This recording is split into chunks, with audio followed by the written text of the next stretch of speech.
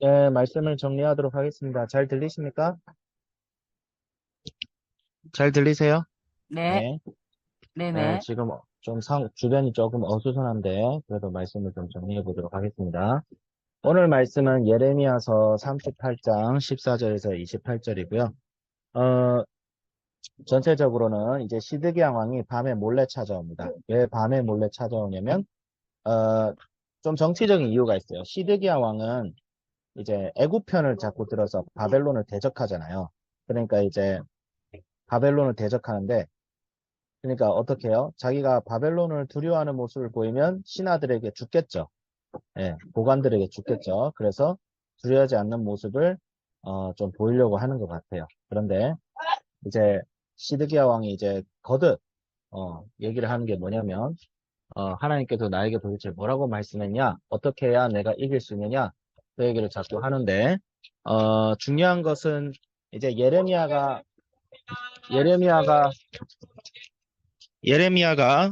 말을 했을 때 시드기야 왕이 어떻게 반응을 했냐는 것이죠. 어떻게 반응을 했냐면 하나님의 말씀을 순종하지 못하는 시드기야 왕의 그 원인이 단적으로 드러나는데 그것은 바로 사람의 여론을 예, 하나님의 말씀에 불순종하면 패망이 있을 것이고 그렇기 때문에 하나님의 말을 들어라. 하나님께서 당신을 보호하실 것이다. 그 얘기를 하는 거예요. 그래서 오늘 말씀에 제가 좀 받을 수 있는 교훈은 어, 우리가 그게 있는 것 같아요. 하나님의 말씀보다 하나님의 뜻보다 사람의 여론을 더 무서워해서 불순종하는 것이 하나님의 말씀을 듣지 않는 것이 불순종이다. 예. 그래서 하나님의 뜻과 사람의 여론이 부딪힐 때가 분명히 있습니다. 대표적으로 여러 가지가 있지만 그 사회적 관습. 오늘도 기독교를 신앙을 믿는 이유만으로 사회적으로 매장당할 수 있는 나라들이 중동권 국가들에서 있죠. 그 다음에 우리나라에도 왠지 신앙 말씀대로 살면, 그래서 뭐, 이제, 죄는 아니지만, 우리 기독교인들이 좀 하지 않아야 않는 것들 있죠. 술, 담배를 하지 않는다든지. 그 다음에 가장 대표적으로, 주일날 일하는 거. 주일날 일을 안 하고, 교회 예배 드려야 되는 거. 이런 것도 지금은 아닌데, 옛날에는 그것이 참, 사람들의 눈치가 보였던 것이 있었고, 저도 개인적으로 군대에서 군종 역할도 사실 했었어요. 근데 수요일마다 공부 모임 있죠. 우리들처럼 성경 말씀 공부 모임을 하는데 그걸 그렇게 좋아하지 않는 선임들이 좀 있었고, 예. 저야 뭐 그런 거 그렇게 눈 깜짝하지 않고 하는 게 좀 성격이 그렇게 돼가지고 그런 게 좀 있긴 있었지만 쉽지가 않죠. 하나님의 말씀대로 사는 것이 다른 사람의 눈치가 보이기 시작하면 좀 쉽지가 않아요. 쉽지가 않지만 예레미야는 그럼에도 시드기야 왕한테 주장하죠. 하나님 말씀대로 해야 됩니다. 그래야 우리가 삽니다. 실제로 그렇게 됐죠. 하나님 말씀대로 하지 않았을 때 시드기야 왕은 실제로 자기가 보는 앞에서 두 아들이 죽었고 두 눈이 뽑힌 채로 바벨론에 끌려가는 참혹한 그것을 참 맞이하게 되죠. 그래서 시드기야 왕이 예레미야 말을 듣다가 너는 이것을 다른 사람에게 얘기하지 마라 이렇게 하고 있냐 떠나버린 거예요. 참 안타깝죠, 사실. 예, 그때 말씀을 들었으면 그때 여론의 주변 고관들의 그 반대를 무릅쓰고 바벨론 왕에게 항복하기로 결정했으면 살았겠죠. 안 살았겠습니까? 살았겠죠. 예. 그런데 안타깝죠. 끝까지 회개의 기회를 주시지만 하나님께서 끝까지 회개의 기회를 주시지만 심판하실 때는 심판하십니다. 그래서 저도 이제 받은 교훈이 하나님 말씀대로 산다고는 하지만 나도 하나님 말씀보다 더 우선시 되는 기준이 있는 것은 아니에요. 그것이 이 세상의 철학일 수도 있고 이 세상의 풍조와 트렌드일 수도 있고 어떤 다른 사람의 말일 수도 있고 어, 혹은 나 자신의 개인적인 욕심일 수도 있고 그런데 하나님 말씀에 순종하는 것이 참 중요하다 라고 좀 적용을 해봤습니다. 그래서 그리고 또 예레미야가 참 이 감옥에 계속 갇혀 있는데 이렇게 말씀을 계속 전하고 진리를 전하고 자신을 가둔 이 왕들에 대해서 이 왕들의 살 길을 알려주는 모습을 보면서 또 느낀 점이 옛날 선지자들은 요즘 이제 선지자 역할을 한다고 교회를 막 때리고 교회를 욕하고 교회는 무너져야 된다 이렇게 저주를 품는 사람들인데 역시 구약의 선지자들 보면 구약의 선지자들은 절대 그렇지 않았어요.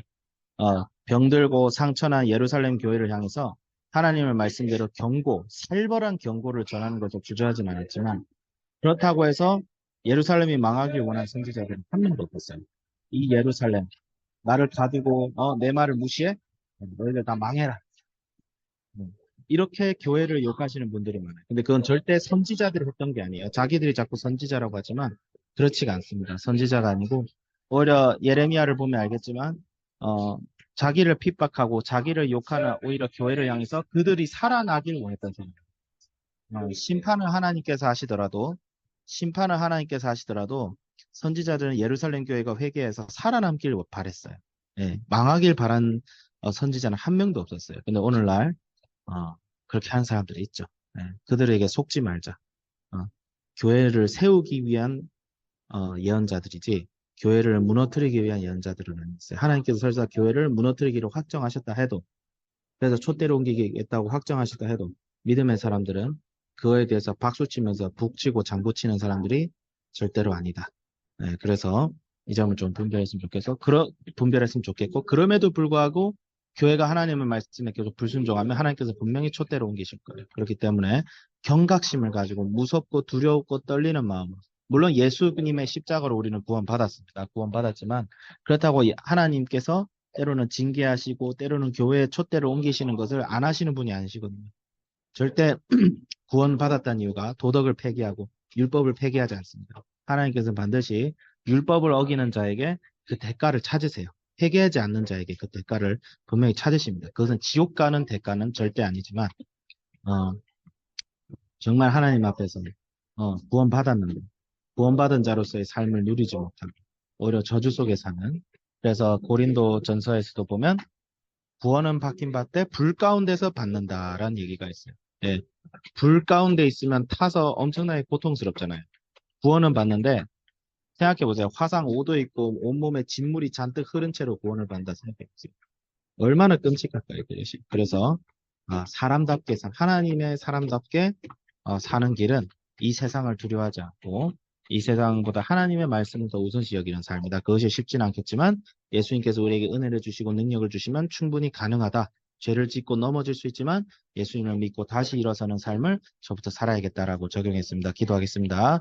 거룩하신 하나님 아버지, 예수님께서 우리에게 오늘도 은혜를 주시고 능력을 주심을 감사드립니다. 말씀을 주심을 감사드립니다.